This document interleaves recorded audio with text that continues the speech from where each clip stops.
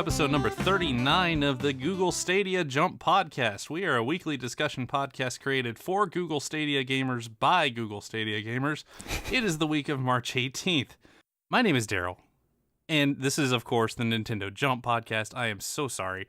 And wait, look, up in the sky. It's a bird. It's a plane. No, it's Sergio. What? How you doing, bud? Hey, man, doing well. You know, I was getting my internet ready for Google Stadia, but now I don't know. Yeah, I'm not sure if I have enough teraflops to run it, so, Ooh. I might need to just, fire up some extra cylinders and make it happen. We'll see. We'll see. Oh, and suddenly, faster than a speeding bullet, able to bound buildings in a single jump. Kevin, how you doing, bud? What's good? I'm doing great. I got my cup of coffee right here. I mean, I'm energized. I feel like the Flash. I just zoom past things. I'm ready to go. Ready. I'm ready too. This has definitely been an interesting week in terms of stuff that has come out. We had a few, a couple big things happen, but without further ado, Kevin, what are we talking about this week? Let me tell you what we're going to talk about today or this week. We're going to do two things. We're going to talk about the Google Stadia, the new gaming platform that was just announced this week. And we got the Nindies Showcase Spring 2019. Two major things that we're going to talk about. Are you ready? Because I am. You guys are. Everybody is.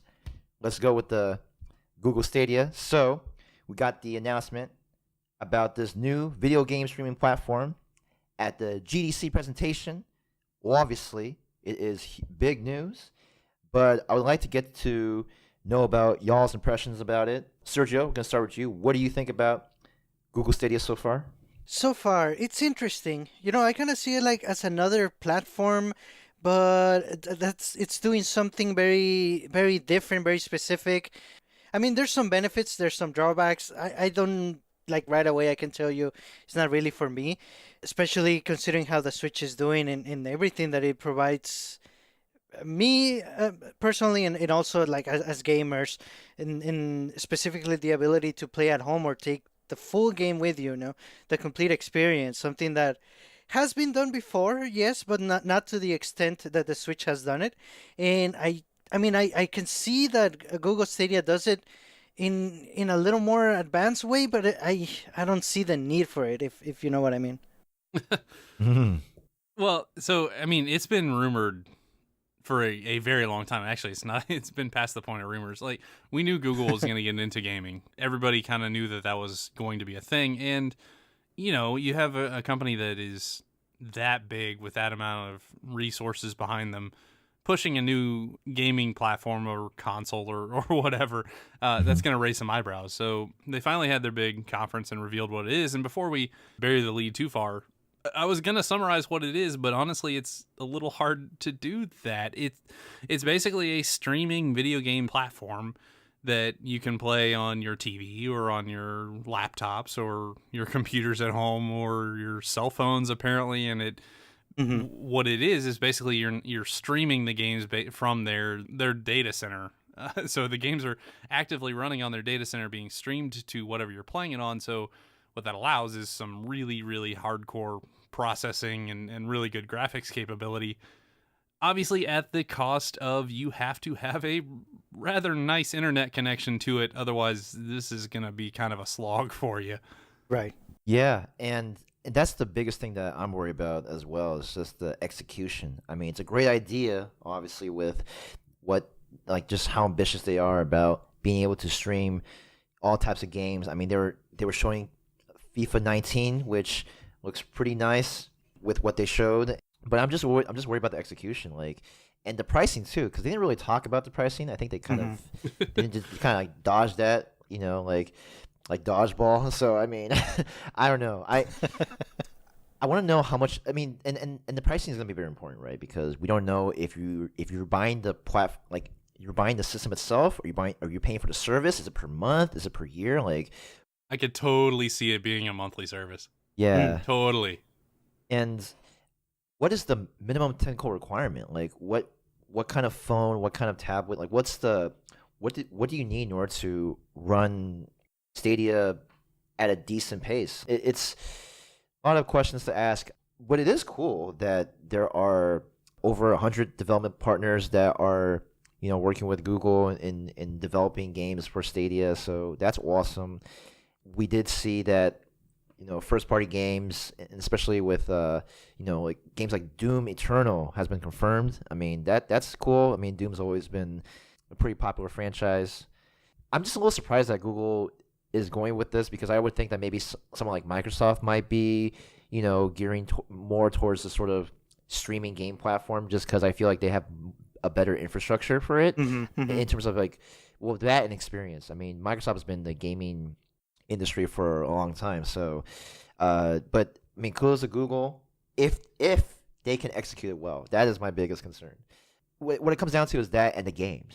I mean, Yes. with Nintendo, we have the awesome IPs like Mario, Zelda. I mean, Metroid, and so on. So execution in games, those are the two biggest things that it has to do. It has to be A++ for sure. So I think for me, I'm intrigued by the concept. I understand what they're trying to do, but I found it really interesting that they're specifically only releasing in the West. yeah, And it may go to Japan or not, or at a later date, but as of right now, they're completely neglecting Japan, which, okay, fair enough. I actually kind of get that, because Japan really kind of loves its local gaming companies. Microsoft has never been able to get a kind of a foot in the door over there. And I kind of could see the same thing going with Google, and it's a lot of infrastructure. But what worries me about that is basically that I'm not totally convinced that we have the infrastructure or will have the infrastructure to really be able to, seamlessly play these games. I would love to be proven wrong. I really would. But when I have trouble, with lag across the country with people, now, admittedly, I'm using Nintendo as the reference here, and that's maybe not the best, but it still is a little bit concerning when, especially if you start thinking about playing on your phone. I live in a city that a large part of the city doesn't have cell reception, and I mean we're not there yet. I don't know that we're there yet. I think if you look at the way the media, pretty much every form of media is going, it is going to this more streaming model. You don't really own things. You license them, rent them, whatever. Look at Netflix, Spotify. When's the last time you bought a CD? Hey, mine was today. But, nice. The concept of owning things owning media content is kind of slowly fading away. And I do think, unfortunately, I'm a little old for that, but I do think that is the way video games will go eventually too. So I think this is definitely pushing a way that I can see happening. I just think it's a little ambitious right now, and if it were to happen, I would expect it to take over Japan first. That's a good point. And some of the items that you talked about are some of my concerns as well. Like you said, if we're playing multiplayer, right? Even let's say we're even talking about like Sony and Microsoft, or even PC gaming online. There's always bound to be a little bit of lag. And then when you add the fact that you're streaming the game itself, which is part of the online part of your connection, it's gonna add, potentially it could add more lag. In related to that, it makes me question, how many screens do you really need? How many times are you gonna start playing a game on your TV, and then I want to play it on my way to work on my phone, and then I want to play it at work on my on my computer at work. It's like Yes. I mean, The future. if you wanted to, you can. I mean, technically that has been done. I forget the name of the service, but there's already been services that offer high resolution gaming that is cloud based. So this isn't new. The Switch allows you to take your gaming experience with you. You can always play another game on your phone or a 3DS or whatever you want. So I just don't see myself wanting to keep playing the same game on a bunch of different screens, because it changes the experience. You're not gonna have the same experience with a nice first person shooter on your big TV and then take it on your phone on your little screen. It works, but it doesn't mean it has to. It doesn't mean it's gonna be the same experience. Well, it's a cool concept, and Mm. it definitely is a cool concept that this is going to be. I mean, they were talking it's very, very heavily integrated with YouTube, so you can kind of see trailers of games and then jump right into them and use it as kind of a matchmaking tool on YouTube, which is kind of crazy. I didn't quite see that happening, and there's some cool concepts here. I don't know. I want to see it work. Offhand, I'm kind of in the same boat you are, Sergio. This is not one. The games that they're showing don't really intrigue me, and the games that they're inevitably gonna get, the third party games that everybody gets, I don't care that much for. But I'll keep my eye on it. If it's a relatively low cost streaming service, it might eventually be cool. But I don't know. Time will tell on this one. Y'all have made some really good points, and I think especially, well, I'm going to point out two things. Well, Sergio, you mentioned how, if you're going from phone to tablet to TV, it's a very different experience each time, and I have to agree in that with the Switch, this one constant piece where you can take it anywhere you go and you know what you're going to get. Yes. With Stadia, there's just so many variables and different graphics and resolutions and different sort of in what you play with and how you play it. So that could be, and it's definitely concerning. And Daryl, I totally agree with you in terms of that it's purely based for the Western market right now. It would make more sense for it to start in Japan, just because Japan and Korea, I have to say. I would say Korea too, because that is Sure. that country is a hotbed of online gaming, and I think it would be Yes. a great test to. And they have been since the 90s. Yeah. Yeah, exactly. So it's like, what better way? Like, I would think you would do the Western market and also the Eastern market with Japan and Korea primarily, and obviously if you can, along with other countries surrounding. I feel like with me, there are certain parts of me that wants to be an early adopter, but it all comes down to the pricing. Because like for me, like I don't have all the time in the world to play video games. The Switch is basically my one and only system that I just have a lot of fun with and be able to play games with y'all, and like even the single player games too. And so it really comes down to pricing and just what they can offer. I don't know if I'm gonna get back into FIFA. I don't know if I'm gonna play Doom again, but like if there's other games that are very intriguing that just catches my eye for the first part exclusives, sure, I'll give it a go. As far as I'm concerned, I hope that this can be executed well. I hate it for it to be another Google project down the drain, because we've That's seen the other thing. right. We've seen it time and time again. I'm calling out Google right now. Google Glass, man. That was goodness gracious. Google It was- Plus. Yeah, and Google Wave. I tried it for a little bit. It was cool,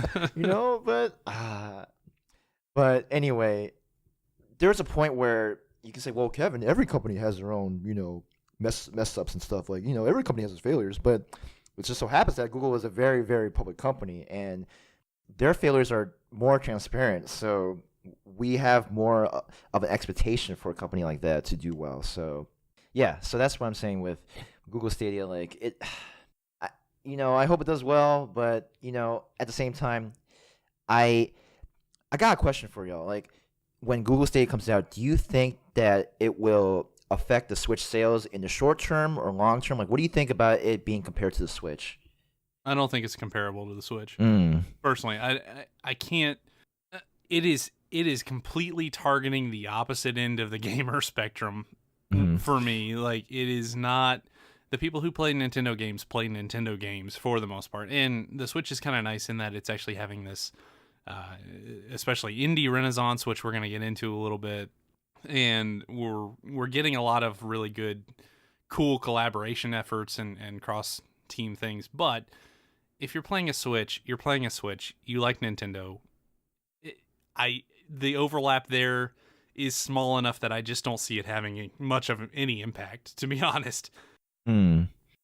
Yeah, I agree, and I do hope it succeeds. The way I see it is just it's an option, and the way I'm envisioning something really cool, but it all comes down to pricing. It could work really well regardless of what type of gamer you are. Let's say there's a new third-party game that you really want to play, and let's say you have a Switch, and for some reason that game is not coming to the Switch. That still happens, not as often as before, but you know. So if that were to happen and you wanted to maybe get a month's service of Stadia and play the game, even if it's just on one screen, you know, you don't have to like play five different ways just because you can. But if you wanted to, that's a nice like way of renting high definition games that may not come to whatever system you have. It doesn't have to be just a Switch. But again, it has to be the execution, like Kevin said, and the pricing specifically. Hmm. I mean, if they can release Uncharted 5, if that ever happens, if they can work with Sony, which I doubt, that'll be. I would try it on Stadia. Hell yeah! Like. Yeah, because imagine it's. Do you want to buy a system for a couple of games, or maybe just rent this service for a couple of months, and you might just play the games you want to. But again, it has to get the games first of all. I will say, contrary to what I just said about Nintendo, if I'm an executive in either Microsoft or Sony, I'm a little nervous about this, to be honest, because you're gonna have to lean really hard on your exclusives to get people to actually buy the consoles. Yes, and exactly. if they're not buying the consoles because this service costs, I don't know, $10-$20 a month, and you can play every game coming out, ouch. That's gonna apply a lot of pressure on the market. Yeah, I mean, they're already having to deal with Nintendo Switch. I mean, like, now they have another thing to deal with. It's like... Yeah, you've got the exclusive king out there in Nintendo, and then you've got this new thing that is taking all your third-party games and making them cheaper. I mean, yeah, like, it's... Yeah. Sony, Microsoft, y'all gotta do something about this. I think if I'm betting right now, I think that both of those console developers release something very similar to this very quickly. And that's why I think maybe I'm a little harsh on Google specifically. I don't think this is the end all be all system. I do think it is potentially the way of the future. So I think it will, the service mindset will catch on, whether it's Google or not. But I don't know. This is going to be a weird time. And as somebody who actually likes, quote unquote owning games, not my favorite. I'm not all that happy about this. But no, again, that's a good point. I'm just showing my age, I think. No. That's a very valid concern. I mean, physical games are going to take a big hit if this goes well. I mean, I think we have those memories of nostalgia with physical games. I still do. I mean, I love owning certain games. Well, to put this in perspective, I could go play Wind Waker right now if I wanted to. Wind Waker is not on a current system. It's not something that Nintendo is currently pushing. So if you move to a streaming service, we see Netflix does not have every movie ever made, right? It has a rotating list of movies that are out there, and then this is the top several hundred movies that we want you to watch right now. And then every month or so you get new ones in, and the old ones fall off. I don't want that for games, because I want to keep the games that are actually important to me. That's what kind of scares me about the entire streaming mindset. Now, that said, the argument against that is, well, music kind of does have the full music library, so maybe it's not a huge concern, but it definitely is on my mind, Yeah, but with streaming music, I mean, the maturity level of where streaming music is just so high. Like Spotify with SoundCloud, you can get pretty much all the world's popular music out there with different genres, and then in SoundCloud you're able to hear about unknown artist music that may or may not be on Spotify. So I think with streaming games, I mean, it's just the maturity level isn't there. In my opinion, it's not there yet. No, you're gonna load that service and you're gonna see Assassin's Creed and Call of Duty and I mean, Doom and Wolfenstein and all the games that everybody already knows, right? Yeah, I don't know. I'm not gonna get back to Call of Duty though. I'm gonna say right now, and I'm sorry for everybody out there, but I mean, if Stadia has Call of Duty, most likely I will not get back into it. I mean, but if they have something different, something that catches my eye, like F-Zero. But I mean, no, it's not gonna happen. I don't know. No. I seriously doubt that. I mean, Nintendo has that on the reins. I mean, please, Nintendo. Anyway, See, like Wipeout or something like yeah, that. that'd be cool. I would like Wipeout on Google Stadia. Just some sort of racing game that just gets me going. But yeah, Google Stadia. Like, we'll see how it goes. They're talking about releasing the summer, right? So, I mean, we're not too far off, honestly. No. So, it would be awesome to see them present something more at E3. I could see that happening. Like, it would be a great time for them to present something besides. GDC was obviously important, but if they can present something even bigger at E3, man. Yeah, and you know what? I think somebody asked Microsoft, "What do you think of this?" And they said, "Let's talk at E3." So it's gonna be very interesting. For sure. Yeah. So, but I think all of us can agree. We hope that Nintendo shows up well at E3 too. I mean, Nintendo's still going strong with the Nintendo Switch, and there's no stopping that train. So yeah, I mean, the other part of that is, and somebody mentioned this in the Discord. Shout out to GI Jello. Somebody mentioned, what if Nintendo eventually goes to just being a game company, releasing games on some sort of streaming service like this? If that does happen, and honestly, I don't even know what side I fall on predicting that. If it were to happen, it is a long way away. yes. I mean, we are quite a ways away from it, because the standard thing is to refer to Nintendo as the toy company, and I actually that's kind of an oversimplification, but also I kind of agree with it. Like, you look at what they're doing with Labo and the different Joy-Con things and such. Mm-hmm. I think they really like making hardware. I really do. They like it. So even after Switch, I kind of expect at least one more, and maybe they'll be the ones to kind of fight it a little bit, but we'll see. As is, I fully expect the Switch to carry on about the same as it's doing now, which is actually kind of awesome. So, fully. Yeah. Well, cool. Well, that's all we got about Google Stadia. We'll see how it goes in the summer. But in the spring, though, we got the Nindies Showcase. Oh, yeah. I mean, we're talking about lots and lots of games that just were announced. I think there were a couple that came out earlier this week. I mean, yesterday. We're talking, Blaster Master 02. We're talking about Nuclear Throne and many, many other games within this Nindies Showcase that just was just so appealing. It's just, I mean, like, dang, like, it was crazy. But Sergio, what were some of the games that really caught your eye? Well, I'm gonna. Thanks for letting me go first. I get to steal the the obvious bigger one, Cuphead. That's crazy that it's coming.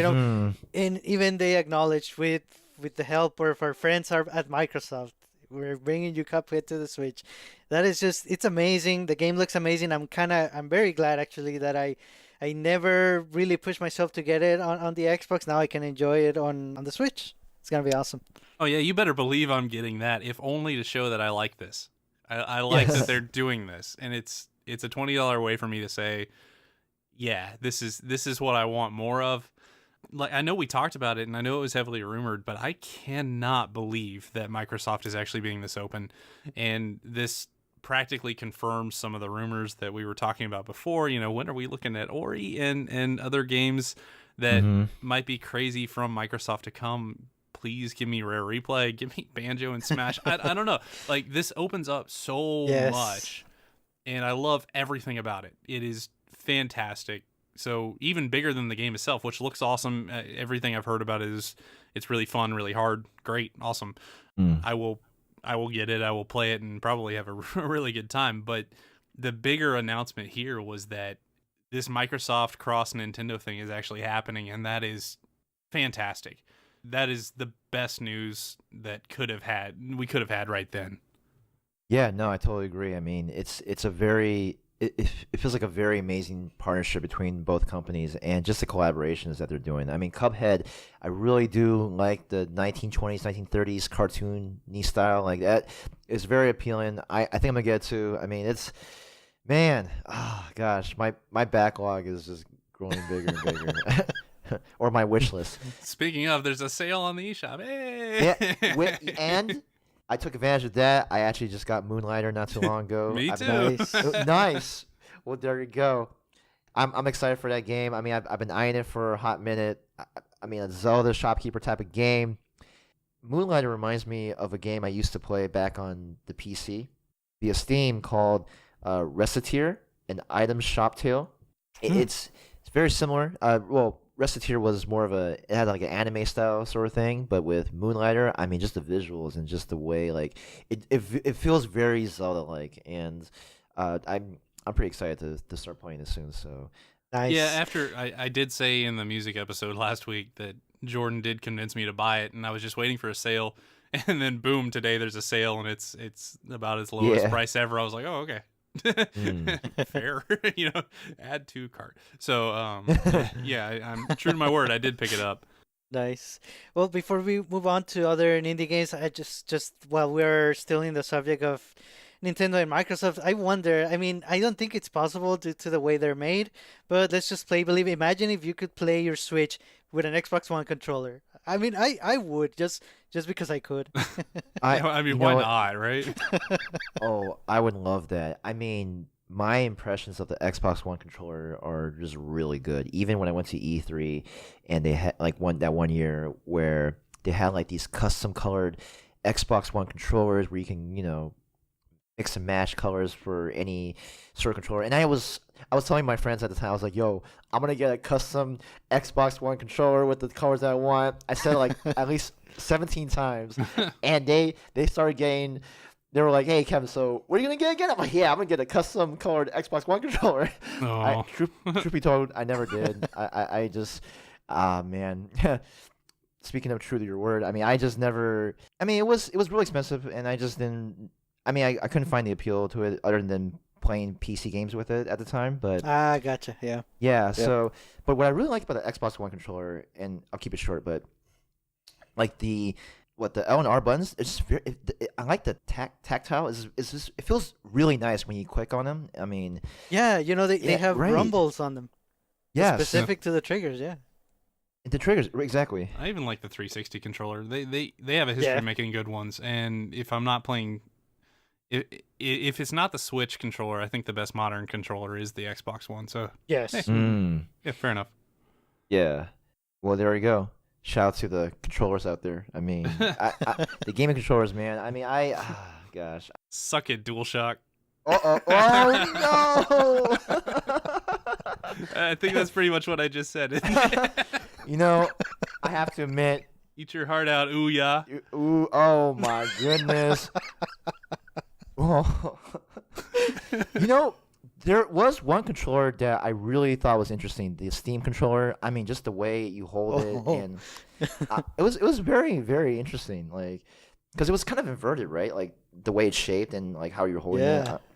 Like the Steam controller looked like those couches that you don't know how to sit on. Pretty much. Like, you're like, I don't know what to do with this. It's like, do I hold it this way? Like, yeah. I almost bought one. I came really close. Wow. Yeah. Oh man. Daryl? So what were some of the games that you were very interested in from the showcase? So I mean, I'm sorry, Kevin, but I'm gonna take the other hype moment from the showcase, which happened all the way at the end. It actually got announced kind of out of nowhere. I did not expect this at all. It's called Cadence of Hyrule. Yeah, that's how I pronounce Hyrule. And they are Helians, the same way people from Canada are Canadians, and the people from Italy are Italians, and the people from Japan are Japanese. It doesn't have to sound the same, guys. Stop asking that. Anyways, Cadence of Hyrule, Crypt of the Necrodancer, featuring The Legend of Zelda. Blew me away. Absolutely blew me away with a trailer featuring the Telltale Heights song, which is going to be in Link's Awakening coming later this year.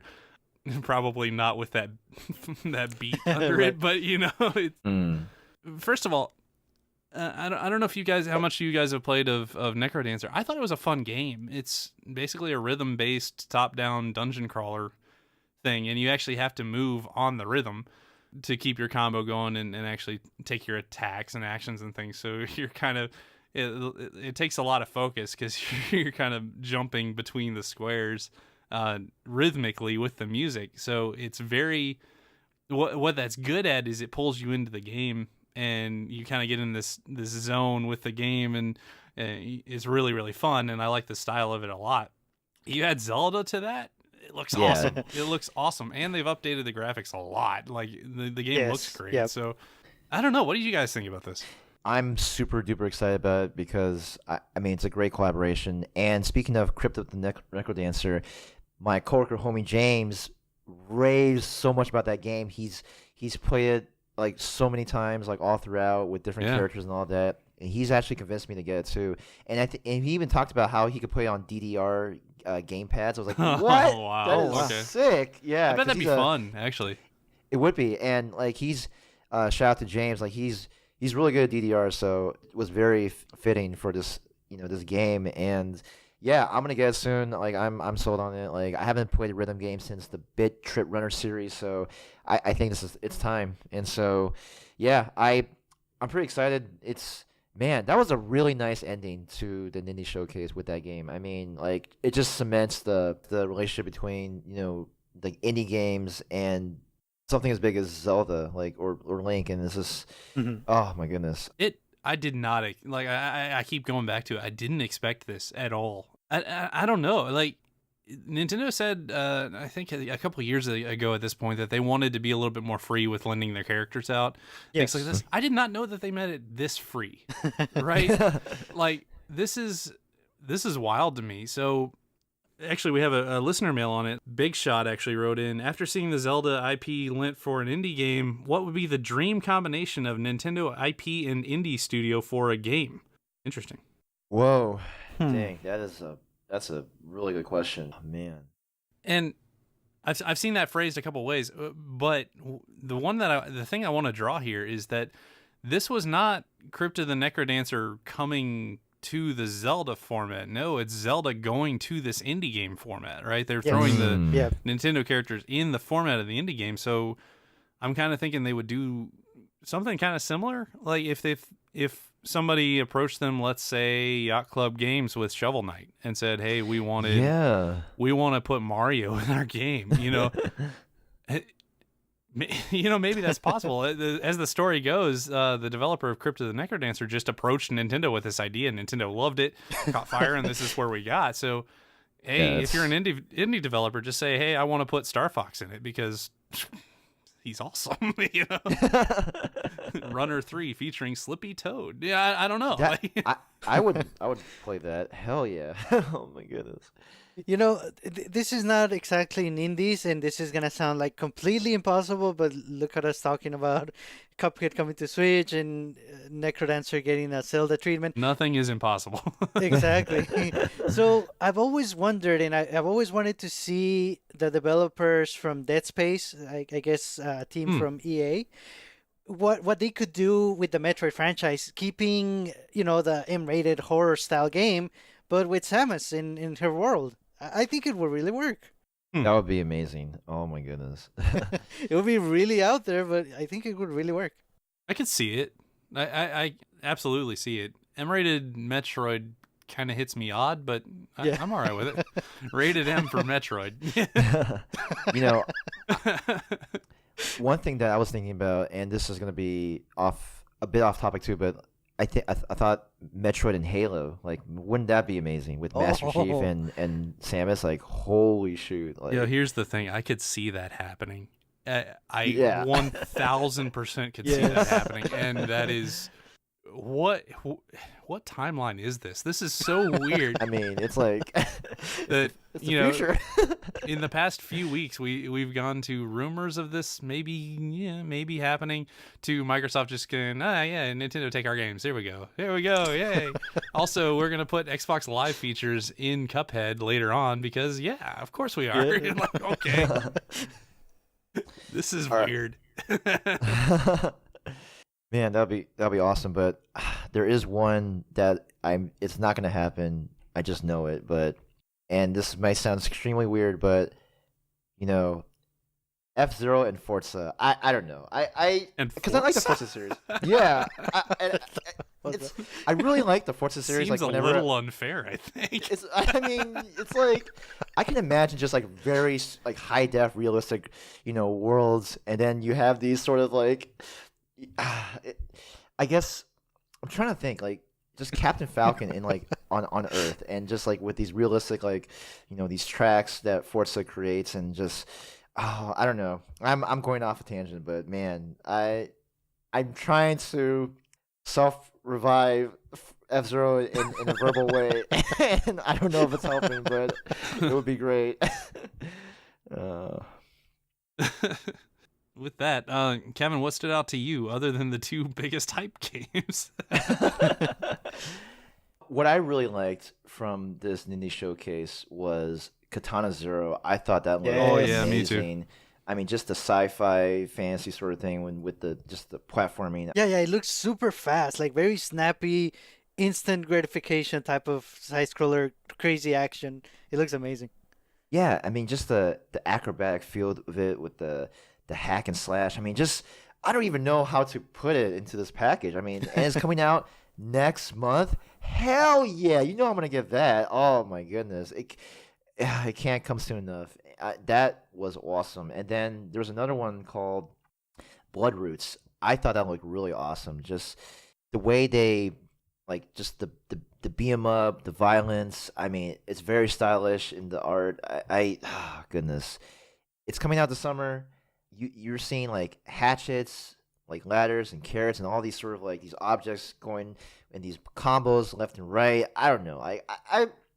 I think it's gonna be a pretty awesome game. I mean, I'm already sold on the trailer, so that's another one. And then, there was one more game, but I think Daryl, I think you should take that one. I think you know what I'm talking about. there were a few more games, but I think I'm gonna pass it to Sergio. What else stood out to you, man?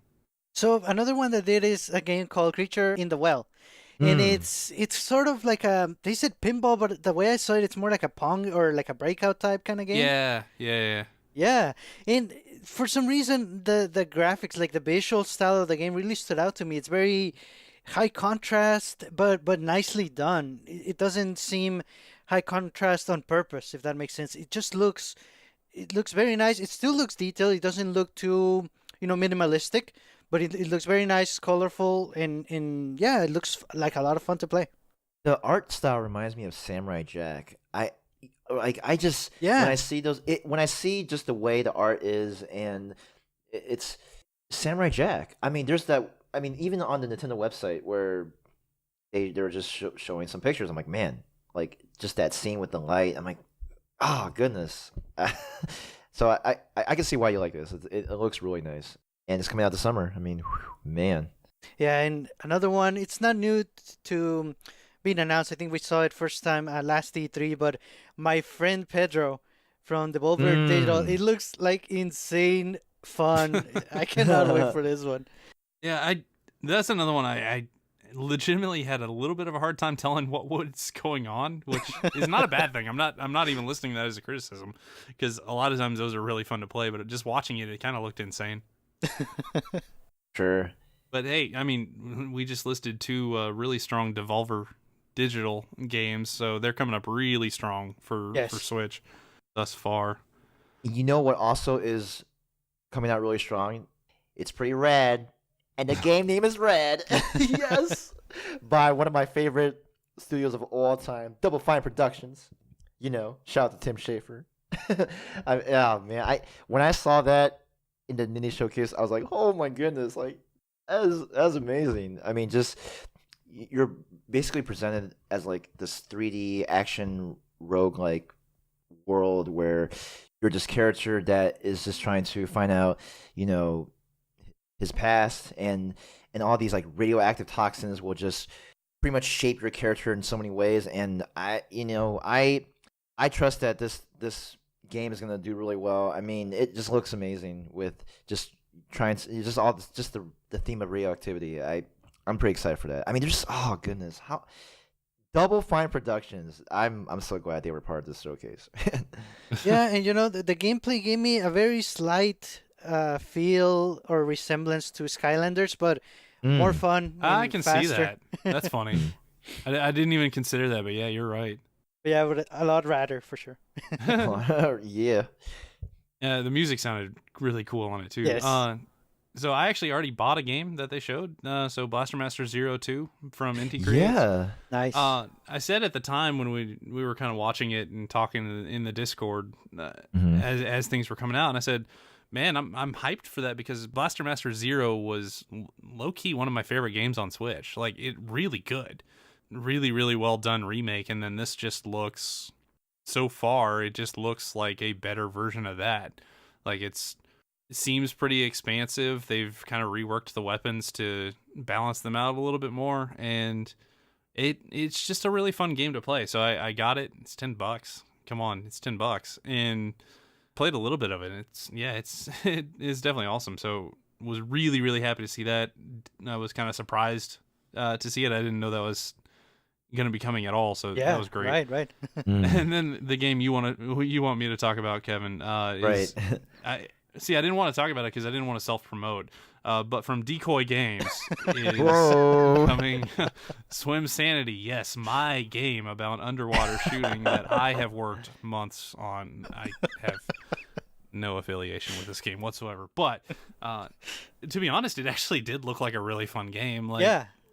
The best thing I can compare it to, there was on Steam, there was a MOBA game, but it was a side-scrolling MOBA. It was called Awesome Knots. I don't know if anybody's ever heard about that. Apparently played you it have. before. Yes. It was a lot of fun. This kind of reminds me of that. It had some co-op sections and some different game modes where you have competitive.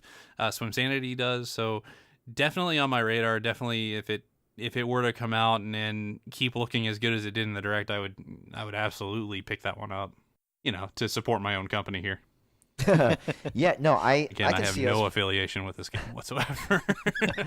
It's a cool name though. Shout out to cool names. It is a cool but... name. Also, the description of Katana Zero: players take the role of an assassin, the dragon, to slash, dash, and manipulate time to unravel their past. So, shout out to Dragon 2. Apparently, he is the protagonist in the game, and I'm making games. So there you go.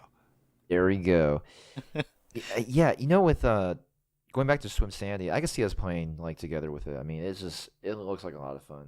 I mean, even the name is cool too. Like, oh goodness. I mean, because I don't really, when it comes to underwater games, I don't really know as many underwater games out there. I mean, there's Echo the Dolphin. I mean, there's like from Sega Genesis, and then You're not a big Steel Diver fan, no? You know what? I don't think I have not played that. Oh, too bad. I know. Oh goodness. I should look that up, but I mean, there were a bunch of kind of smaller announcements that might be cool. A couple arcade games that were mentioned. A game that looked really cool called Pine. yeah, Kind of gave me a Breath of the Wild type vibe. Now that's a very very high bar for me to set, and I'm not trying to do that, but it did look good. Game that people are talking about a lot. The Red Lantern. There was a lot of stuff in this Direct. Probably the best Nindies Showcase ever, in my opinion. Yes, I was gonna say I think it's my favorite by a good amount. yeah. Even though there was no Untitled Gooses, but Exactly. No, same here. This is definitely probably my favorite Nindies Showcase by far. Even for a show that I've never watched before, The Stranger Things. Like, I'm glad that they had a game that they were able to show. Like, it does not look bad either. Does not look bad at all. Yeah. Yeah, my wife and I do watch Stranger Things, so I actually didn't know that the show was coming out back in July 4th. So the Nintendo Direct actually told me when the show was coming back, so that was kind of cool. But yeah, I mean, the game looks interesting. I like that style a lot. It kind of harkens back to some Super Nintendo type games, so it's nice to see. Yeah, you mentioned Untitled Goose Game. I was wondering too if that game got delayed. We heard it last year a while ago, and we haven't heard anything else. I wonder if maybe they're also doing like a Nintendo collaboration, but I was trying to think of one, but I really couldn't. Untitled Goose Game starring Falco. Whoa. Star Fox kick. I don't know. That would be cool. Oh, man. Untitled Poochie Game. I don't know. Like, this Necrodancer collaboration came so far out of left field. I don't even know what to predict. Yes. As far as future collaborations. The one that I think now Shovel Knight got into Smash, so that was a nice little carrot for them. But otherwise, they would probably be the one that I would definitely be eyeing for a future collaboration of some sort. Also, Way Forward, I think, has been around Oh, for a yes. very long Yeah. time. I think, if I remember right, I think they pitched an idea for a Metroid game to Nintendo. So I believe so, yes. that's Whoa. very intriguing. Just I don't know if I would give them a Metroid like as their first I collaboration, don't but think I would. I also don't know what else, you know. Maybe a side-scrolling Kid Icarus? Oh, Ooh, that'd be cool. Actually, that would work really well Yeah. in the style of Shantae. wouldn't it be cool to have like Cuphead in Smash? That would be. I mean, I think I've been hearing that quite a bit Yep. amongst the community. I mean, that would be a great DLC. Of all the Microsoft-related characters, he would be probably around number 6 on my list. Like, Mm. not for me. I'd love to see an indie, get some representation. I actually am really happy that Shovel Knight is in Smash, Yeah. but I don't know. I'm not too sold on that. Although he would have a cool moveset. But at this point, I'm looking at like I don't know, Banjo. Give me Master Chief. I don't know. Like, it's crazy. It's crazy. Master Chief would be good. Oh. Yeah, and the Zelda collaboration into Necrodancer, I think it makes a lot of sense as the first one of this type, but I think it would be better, or it would be more beneficial for Nintendo to utilize their quote-unquote forgotten franchises, or the ones that they don't dedicate as much attention to. Bring us F-Zero. back F-Zero, Mole Mania, Star Tropics, anything. Star Tropics, hell yeah. I mean, Kid Icarus was a pretty good pull there too. I think that definitely kind of falls in there. It did have a 3DS game, but that's been a long time at this point. Yes. Mm-hmm. Yeah, I'm with you on that one. Just kind of I don't want to be mean, but kind of the B tier type games from Nintendo. There's a lot of them, and they're all really good. So yeah, it'd be awesome to see something like that happen. Yeah, and if we think of them as B tiers, only because Nintendo doesn't really. They've been on the shelf forever. I mean, yeah. Yeah. We had one Kid Icarus on 3DS, and before that, it sat on the shelf for something like 25 years. Like, Yeah. yeah, okay. Oh man, I mean, this showcase is the standard of what showcases should be. I mean, just like it ended with a bang. A lot of good games that are coming out, and a game like Blaster Master Zero 2 coming out yesterday. I mean, I don't think it could get any better. It was a really strong showcase for sure, and I mean, I'm proud of Nintendo for doing that. Like, it always makes me really happy to know that just how the indie movement has gone. It's stronger than ever. I mean, it's just seriously like I cannot believe it. This is what gaming should be. When you have the indie games that drive creativity with the backing of the big companies like Microsoft, Nintendo. I mean, beautiful things happen, and like I don't know. I think it's great. I can't even contain my excitement. Oh my god. Yeah, and if you're listening to me basically just be really excited about a couple games because of the implications that they have. Like, one, I'm going to be happy to play this Necrodancer game. I think it looks great.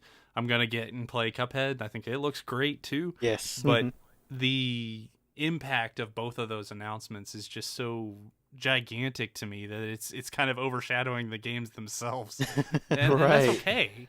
To set this as the standard for showcases, oh man, good luck on the next one. But yeah, I mean, I do love that they've kind of made these a must-watch type thing. Yes, yes. Whereas before it was just kind of here's a bunch of games coming out.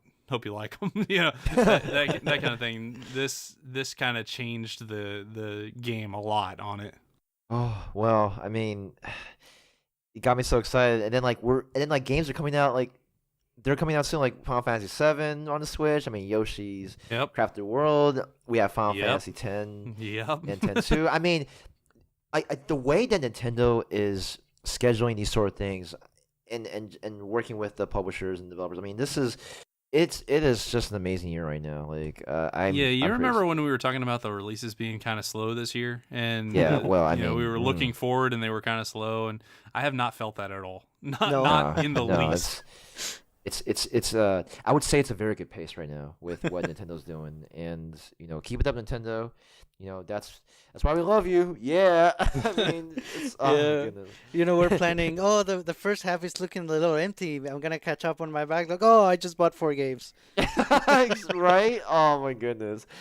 Well, Oh. yeah, I mean, Nintendo's a bunch of jerks because like they do this showcase, they blind drop a game I'm super interested in, and then discount like 4 others that I'm Right. super interested in, and I'm like, why? Like, why are you doing that? Like, I actually passed up an Inti Creates game so I could buy an Inti Creates game. What Yeah, the heck? I don't even know. First world problems. I mean, Yeah. it's goodness, but I think as a not only a Nintendo fan but as a video game fan, I think we're pretty fortunate to be living in this time where these collaborations are happening and the games are coming left and right. It's an amazing time to have the Nintendo Switch, and it's only been 2 years since the Switch came out. Like, holy shoot! Like, it's the future is bright, and it's getting get brighter. And I mean, there's just so many games, man. Like, it's hard to keep up. It's a good problem to have.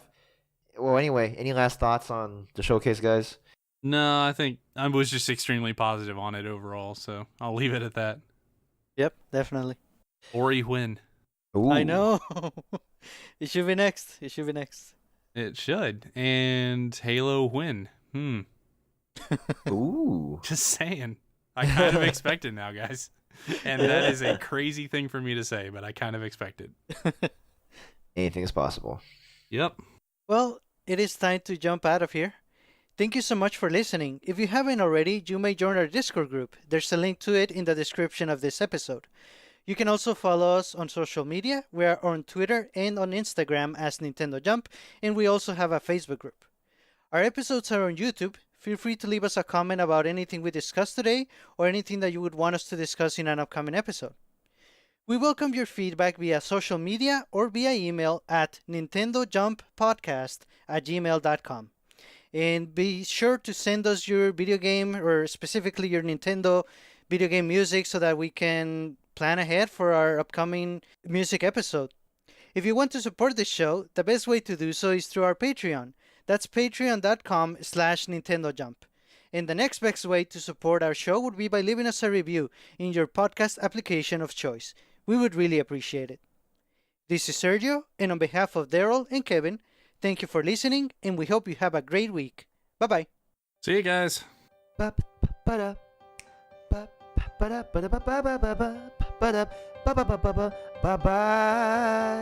That's all I got. Wow. Nice. Big Blue. No F-Zero. words, Kevin. No words. I'm